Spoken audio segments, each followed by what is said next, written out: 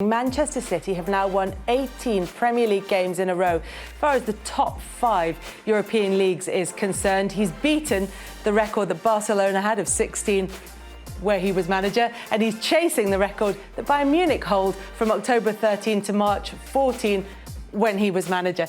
Is this a side, Shay, that we're now seriously talking about going the rest of the season unbeaten? Very easily done. I mean, they just look so far ahead of the rest of the teams. There's streets ahead of everyone else. But I do think the Guardiola and even the Man City players will not be thinking too much about that. I think they'll be thinking more about titles, one in the Premier League, you know, trying to win the Champions League, trying to win an FA Cup, trying to win as many trophies as they can. And if they lose a game but won all them trophies, I'm sure they would swap that. The most important thing is come the end of the season that they've got lots of silverware to show from it. And with Guardiola in charge, you know, I can't see anything else, at least but winning the league now, of course. And who knows how far they can go in the Champions League as well. If there is a downside for Manchester City, it's another injury to Vincent Kompany. You know, he's only been playing in a couple of games before he's injured again in this one. Started a couple of games.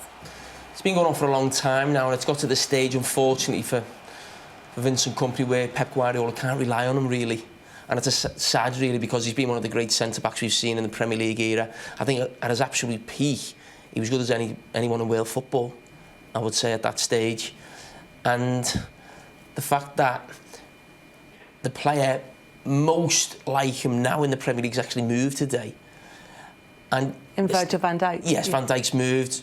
Big price tag. Listen, pleased he's gone to Liverpool, of course, but he's a player I look at and I think if you're Manchester City, he looks like the sort of carbon copy of Vincent Kompany was, that sort of powerhouse, great physique, height, pace, can deal with anything physically within the Premier League. And I just find it strange that, listen, maybe Liverpool obviously had the deal done in the summer, couldn't get it done. Why City maybe, I don't know, maybe outbid Liverpool, or could they have got him? Because it's the one area where I think it's not going to cost him in the Premier League centre-back, but it may cost him in the Champions League. You think of, is Mangala the real quality? Kompany, as I said, unfortunately, you can't rely on him. John Stones is out at the moment, he's had a great start to the season. And Otamendi, a player who we sort of criticised a bit when he first came in, didn't look like he was up to it, is actually their main centre-back now, and best centre-back. One, because he's fit all the time. And going forward, could that area of the pitch cost them? And there was talk of them at the start of the season putting a big bid in for Sanchez, another attacking player. Could they go for him again in January? I don't know.